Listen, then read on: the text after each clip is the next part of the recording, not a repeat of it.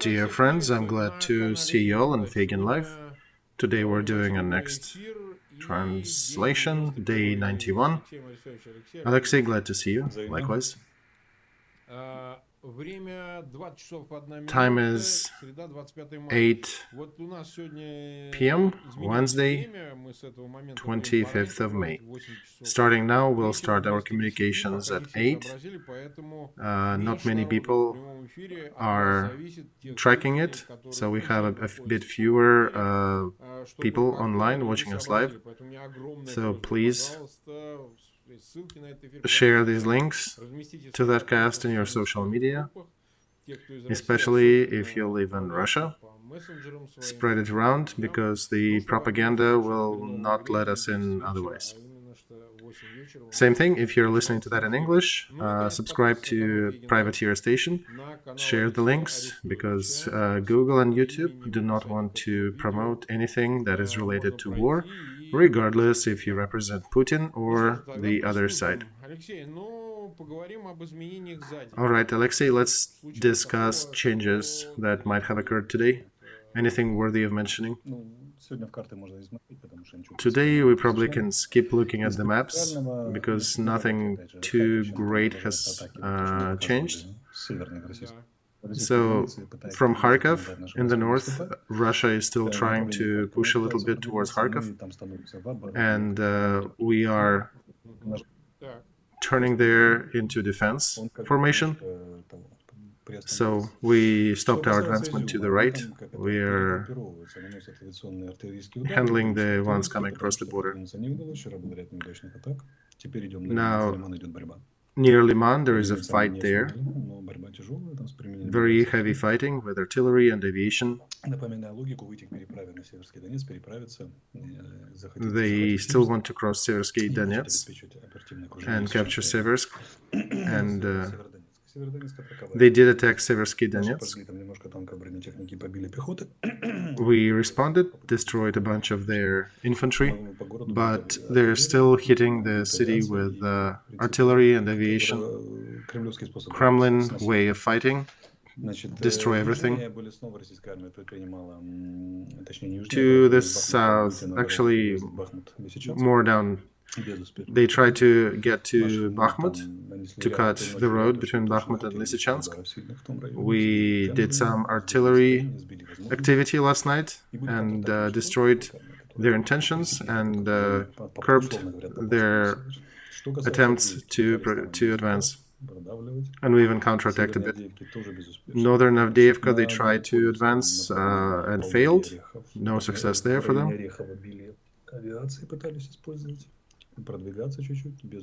Near Gulaypolya, they tried to use aviation unsuccessfully.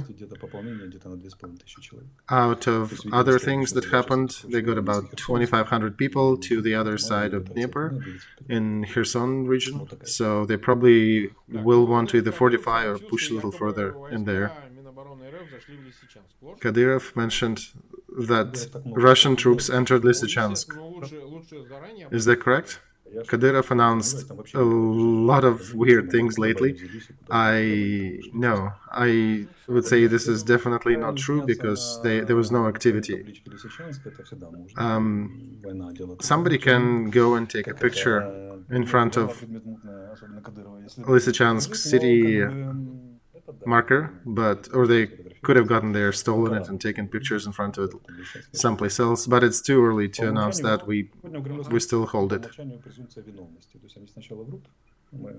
And also, by default, we do take their statements as fake and only consider it to be true when there is any proof or confirmation.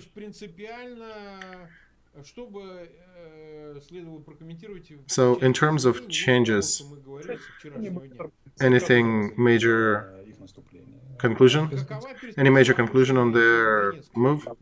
We kind of slowed them down. In Severodonetsk, it's still seriously in danger, and also for Bakhmut, because also from Svetlodar line they'll be advancing, but for now they're a little shocked after our counterattacks. And there's still a little bit of threat from Izum. Yesterday they failed, but they're still trying to find routes or easier ways where we will not be hitting them. So they're pushing. They're trying to push. And that is the same picture on most of the areas of the front. Can we say that they defined the main direction of the front, Lugansk region, towards the Lugansk district border? The rest is kind of same. Yeah, they started the war at 9 directions, now they have 4. Each commander in each direction has his own task, and they're trying to fulfill.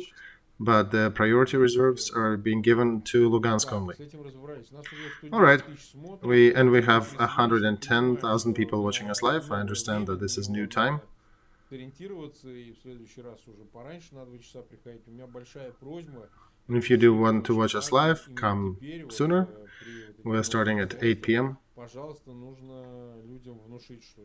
Please share that with your friends that we do happen to be live 2 hours earlier than usual.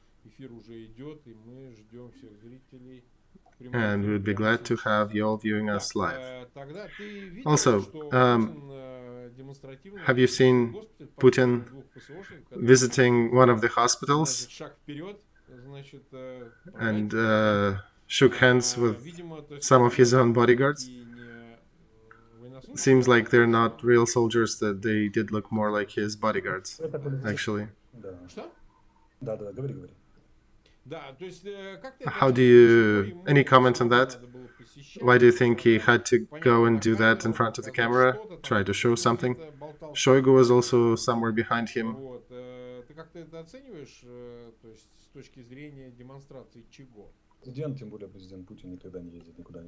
So, to judge that, President Putin never goes anywhere for nothing.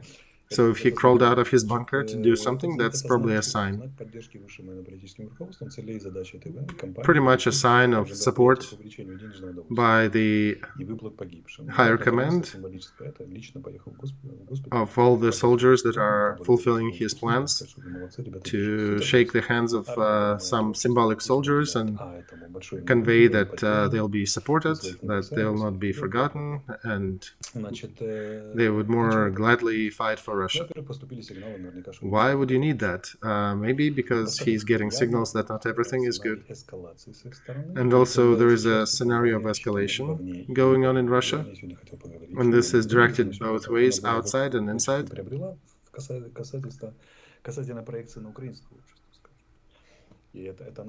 And this stance of Russia actually has its own projection on the Ukrainian society, and I do want to officially declare a new stage of Russian war and its effects on Ukraine. So today Putin and both chambers of Russian lawmakers signed a document, signed a law that allows them to lift the upper level restrictions for people going to fight in war or volunteering to go to Ukraine. It used to be 40, and now there is no limit. So it appears to appeal to those in the poorer classes, poorer societies in the faraway regions who needs money and who wants to survive because of economic crisis, and it's a chance. And there is also ideological impression. So Putin's visit to hospital is part of that ideological work. And 200,000 that they pay them is what, about $3,000, give or take. So yeah, people need money and there are volunteers. Now, about the European Commission, there are some different flaws. France, Germany, Italy and Hungary, they declared their position for peace. One simple shape, if you aggregate that, let's give Putin something, he will be happy, he will have it, and we'll build New Europe.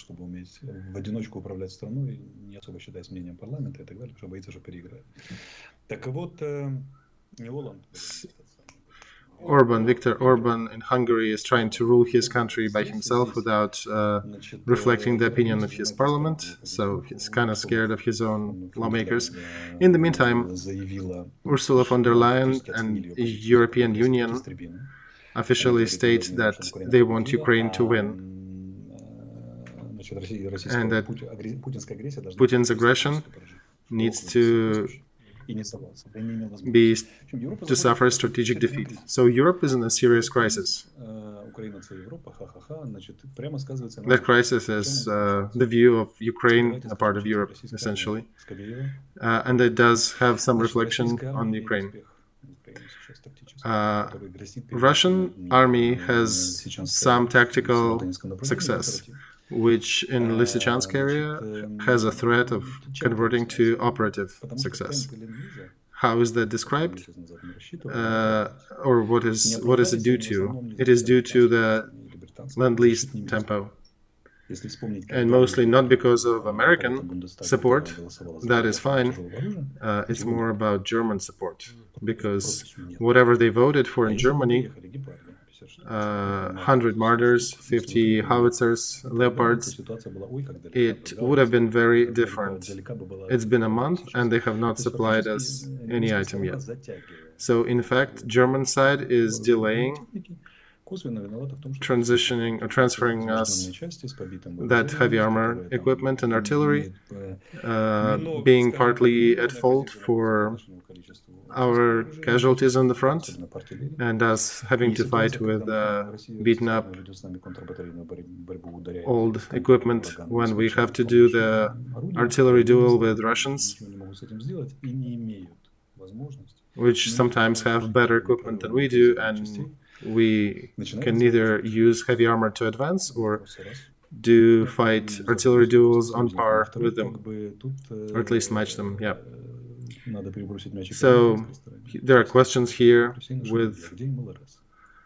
related to Europe. Now let's look at the Americans. Where are the reactive artillery systems? We've been asking for that for a while. It is the basis for any offensive, and we cannot do anything like that on the front. Our coalition is already 47 countries. Where is reactive artillery system?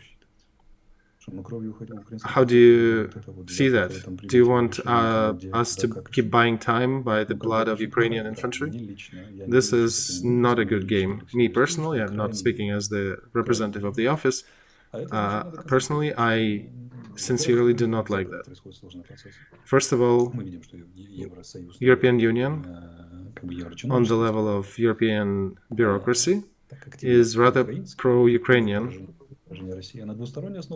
But on the individual basis, the countries fault and they don't really or prevent supplying equipment. So France gave us 6 howitzers. We're using them, they're good, but that's just 6. Germans have not supplied anything. Italians provide equipment and armor, but they're at the same time pushing for the peace treaty with Russia. So Russian strategy for bribing European officials into the peace treaty seems to be working with some countries. And the current media meme sounds like this: we are not ready for the peace where Russia lost or Ukraine won. Yes, that is being discussed. They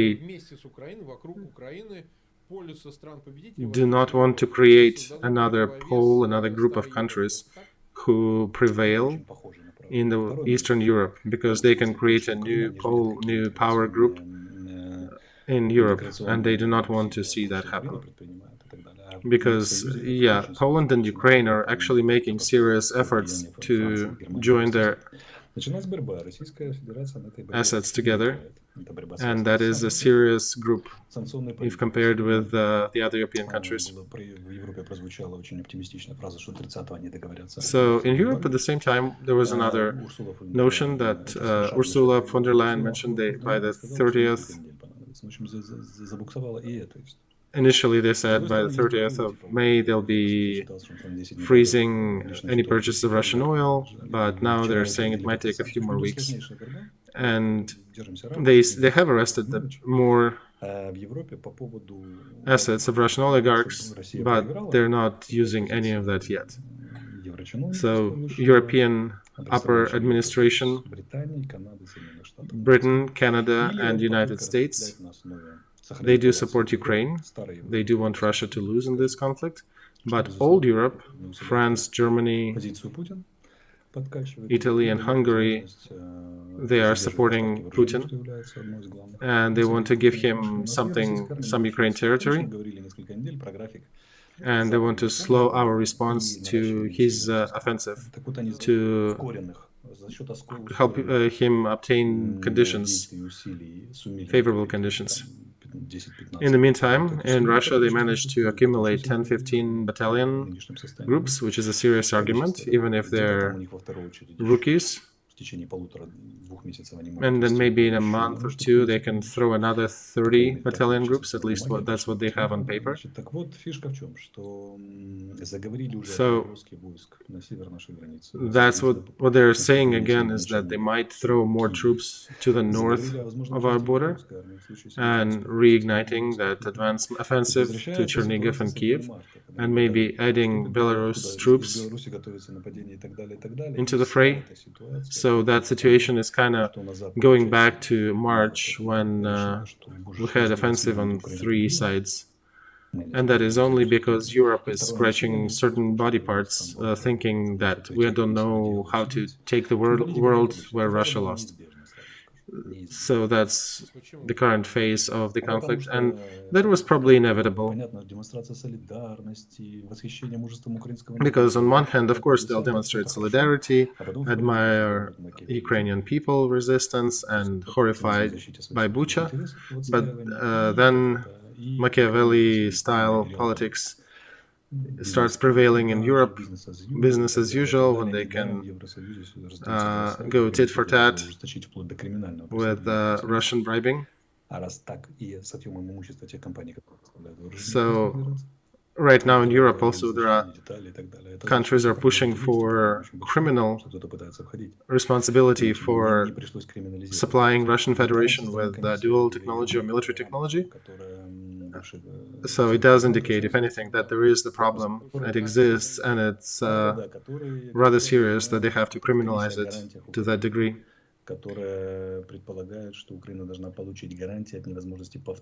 And there is another group that's trying to say that Ukraine needs to get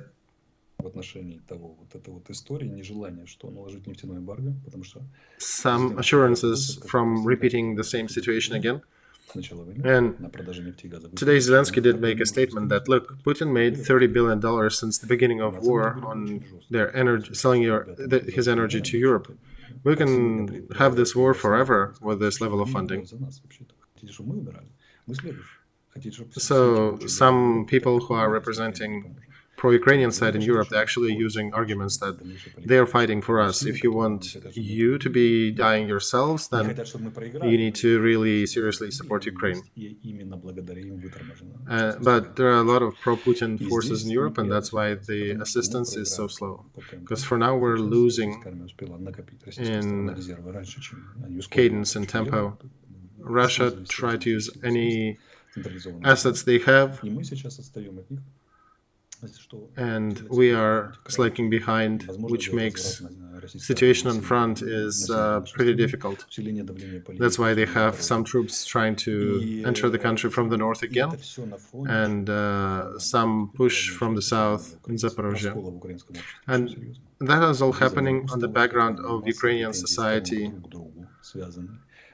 where some people are really going through serious psychological breakdowns after 3 months of war. And imagine, we should not, I hope we don't have it, but imagine there is a fall of Severodonetsk over that. What will happen to the society mood here? I did warn you in about March that there'll be a new wave in that conflict. And that phase will continue likely for a month or two, and it will continue until we get the Lend-Lease Western assistance in enough quantities that we can actually counter Putin's advancements on the front. And it's possible that we'll leave some of the cities, that will have some of the troops surrounded or suffer heavy losses. And society starts to feel it pretty seriously.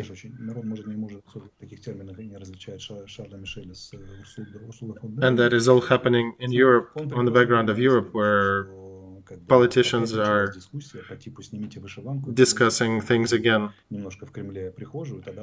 And part of the communication goes like this: take off your Ukrainian dress and wash your feet and hands in a foyer so you can come into the Putin's hall. So that's what they're attempting to. They're trying to give Putin more power to advance further. Even if he gets old equipment, and if he can still bring 600 of these old artillery models, Hyacinth and throws in our front, and we only get 100, even with their bad quality, that's a serious advantage. So, except of societal neurosis, problems on the front, and expecting the hit in the back from the Western allies, and also economic difficulties, because our economy has issues with budget, with payments, we are looking forward to a very difficult month, to possible panic, to possible mutual accusations, and the usual Ukrainian bickering, which certain political forces will try to convert to political capital, dividing army and political power, dividing society from the political power, and they'll be trying to capitalize on that. So the next month will be very difficult.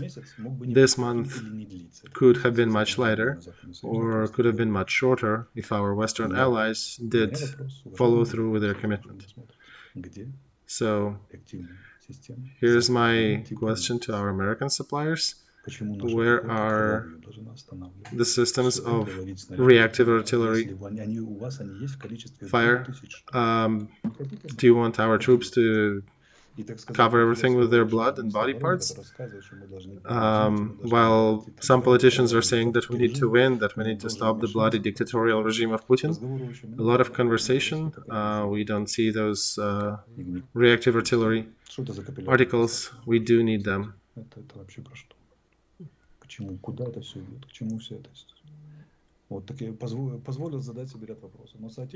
So here are some of the questions. I know they're hard, but I had to ask them. And I need to warn our Ukrainian citizens that it will be a difficult month. It might be looking a bit reminiscent, a bit like March, where we did not understand how it will end. There'll be one negative side to that, because in March we had a bit of the extra energy that we could do things. We could capture more. We were fighting with a bit more zest and fervor. Right now we're a bit more tired. These days we don't see that many opportunities to or desire to capture and to offer surrender. We see a lot of Russian artillery grinding through our positions, and that'll be a lot more of that happening. And it'll continue happening until the West starts supplying us with Lend-Lease in appropriate volumes. And here we have the question: where is it all going? All right, we got 185,000. 55,000 left their likes. We are at an unusual time today, at 8 instead of 10. So not everybody is here, and of course time zones are different. From America, somewhere in Florida, to Thailand and other places. So it is important for us to track us on their time frame and try to get us into their schedule. So please share links. Make sure your friends and yourselves do not forget to come watch us live. We do appreciate that attention and support. And of course, subscribe and leave your like. That helps us to circumvent the algorithms and promote. We are over 1.4 million subscribers. So if you're watching that in English, subscribe to the Privateer station.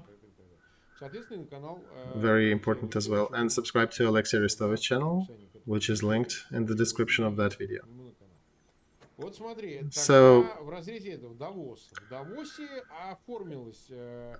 let's look at Davos. In there, a European group that has their own real political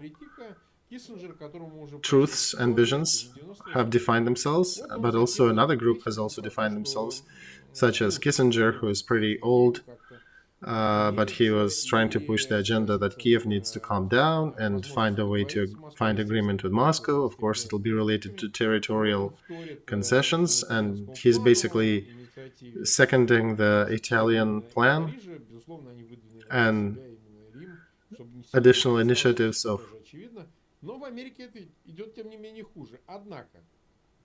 Berlin and Paris. That same thing is not really happening in States, because America is a whole other bucket of things. So, do you think that if Europe manages to somehow convince Washington to take a more relaxed position, a more mediocre position, can this break Kiev? Are you ready to resist Russian troops alone? Or not? We are ready to resist Russia alone. We will never break. That is in cursive. We will be fighting to the last of our soldiers, and we are defending our own land. And even without the Western help, we did free 4 regions, 4.5, and we will free more. If need be, we will have to somehow get more people on the front, and we'll find ways to give them weapons, kind of like Israel did in certain historic moments in the 20th century, under pressure. And even though the West is, some parts of the West are shaky, there is still a good part of the West that is very strong, supportive to Ukraine. So Yermak with McFaul, they actually represented some good statements, some good interests of Ukraine in Davos. So, speaking of that realpolitik, in relation to that, he said that, keeping in mind the Budapest Memorandum, that any agreement between Ukraine and Russia must be a legally binding document, which none of the previous agreements was. And it needs to be ratified by the countries supporting that.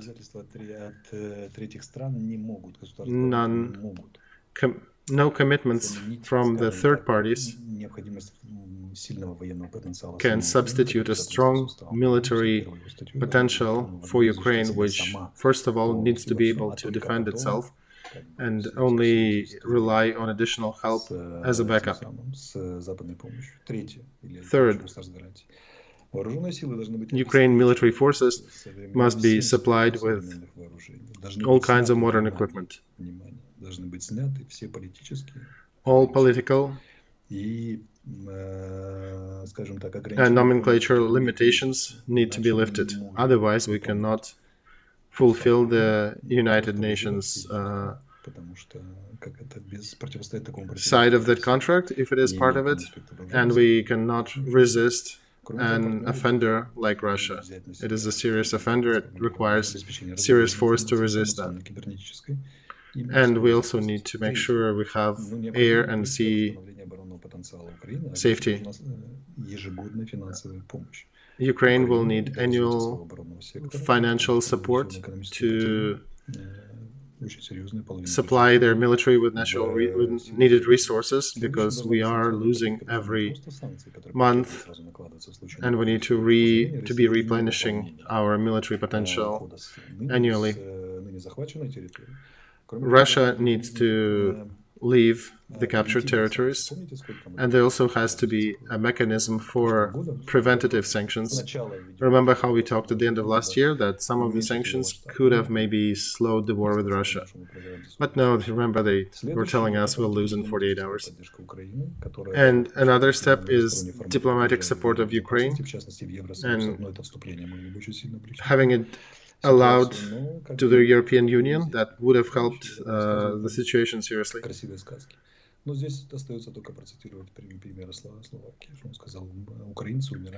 I can only cite either European supporters of Ukraine or our president. It pretty much resonates in the same phrase. Ukrainian people are dying to defend you, to defend Europe. So if we all die, Russia gets this territory, Russia will come back at you with their army and the captured Ukrainian troops. So you will have much bigger problem at the end. On the background of that, Putin signs the document about reintegration of citizens of Kherson into Russian Federation, expedited acceptance to the citizens, giving the citizenship. And it'll be interesting to see what Europe would do about the formal attempt of annexation of Ukrainian territories. So Russia is trying to use money to split European politicians and playing the card of let's accept the current territorial advancement of Russia. But we understand here that if we go to Minsk III or any agreement with Russia without them withdrawing and accepting failure, there'll be Minsk IV, Minsk V, and we'll keep losing our territory. So what I'm saying officially right now, there'll be nothing like that. Nobody will be trading any part of our territory. And Russians are talking about referendum again in Kherson region.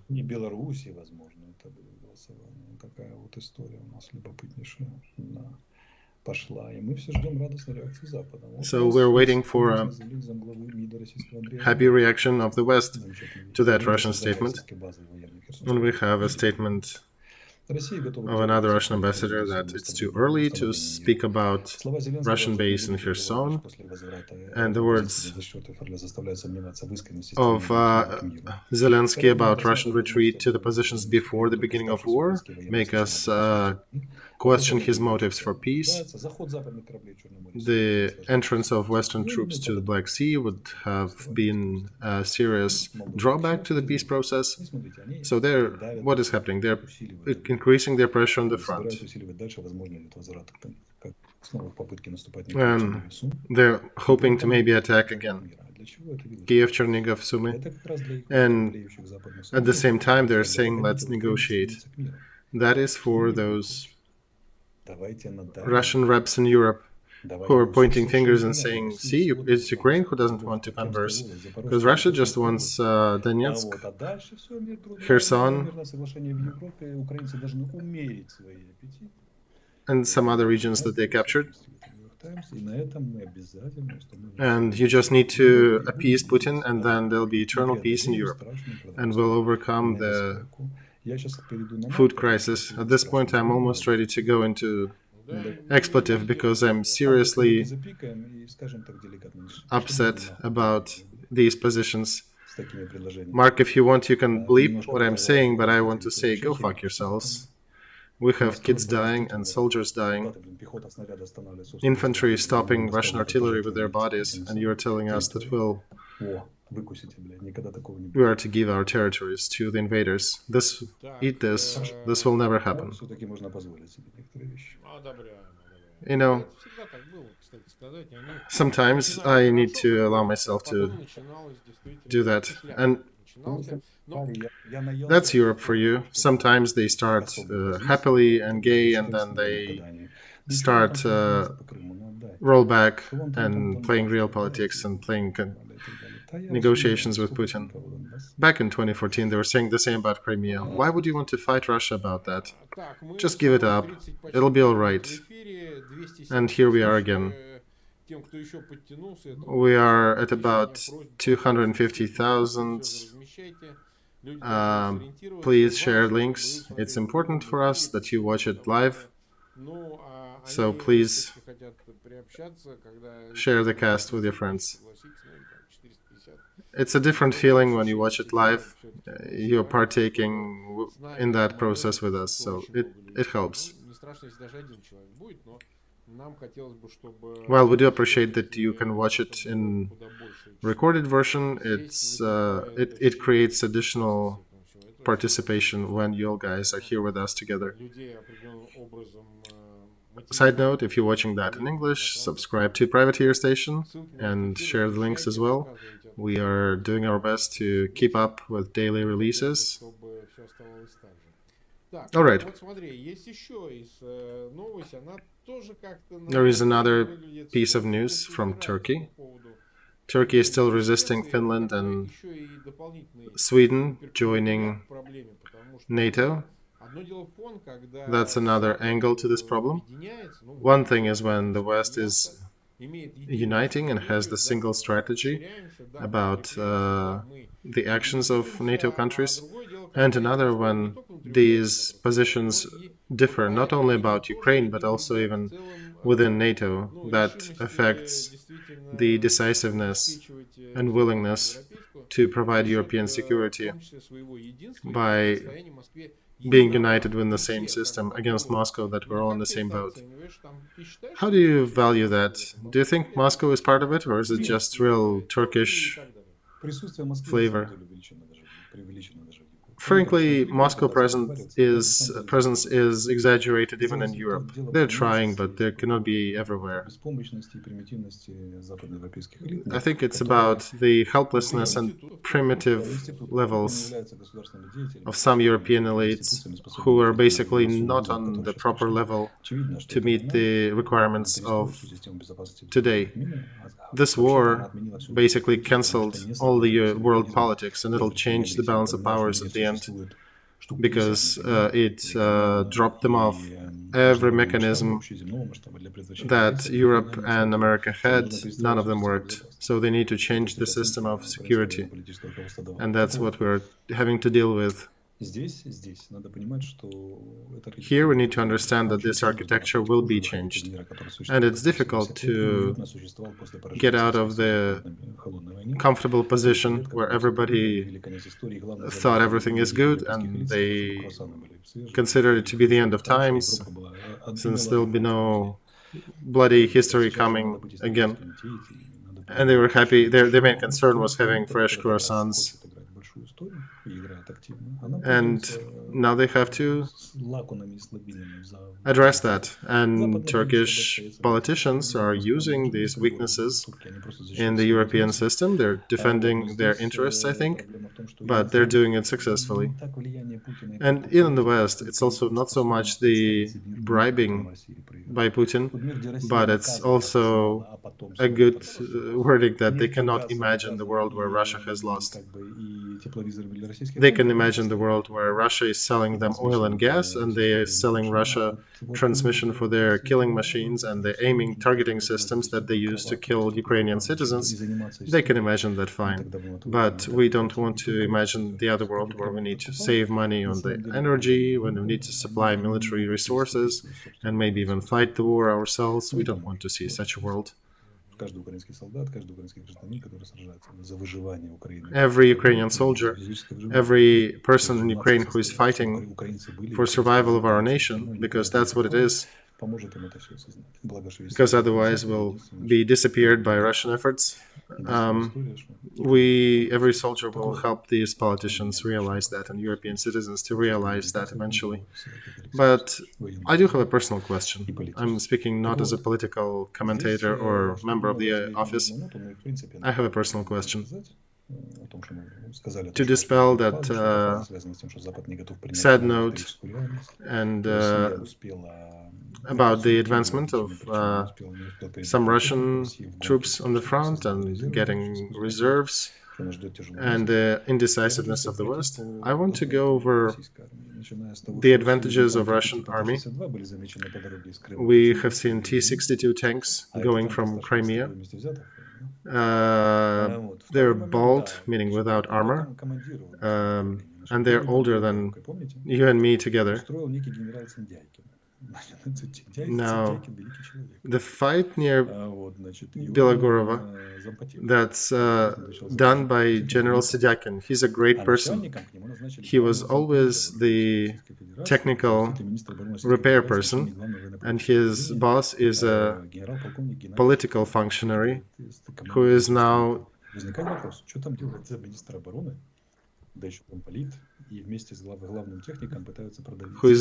leading that front. So now we have a question: what does the technical functionary together with the political functionary doing on one of the major attack lines on the front? So what does it mean? Did the command get destroyed and they're using whatever hodgepodge to try to replace them? Or is command in disgrace and they're kicking them out and trying to experiment with those who are willing to go and fight?